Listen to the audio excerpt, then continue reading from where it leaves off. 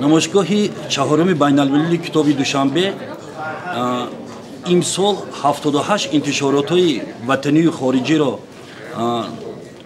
дар бар мегирад, ки зиёда аз 6710 номгӯй китобҳои ҳам интишоротҳои ватанӣ, ҳам интишоротҳои хориҷӣ имрӯз ба тамошобинон гузошта шудааст. ва аз 78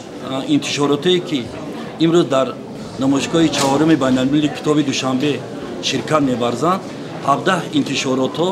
аз хориҷи кишвар, аз 9 давлати ба мо дӯсту бародар имрӯз ширкат варзида истодаанд. умуман фарқи байни ин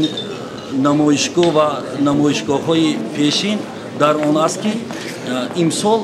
мо он интишоротҳои ватанӣ ки аз музофот бисёртар даъват кардем ва боиси бисёр ҳам хурсандӣ аст, ки аз вилояти хатлон 2 интишорот ва аз вилояти суғд 2 интишорот қариб ки зиёда аз 810 номгӯи китобҳоро имрӯз ба тамошобинон, ба ҳурфаҳои тамошобинӣ гузоштаанд.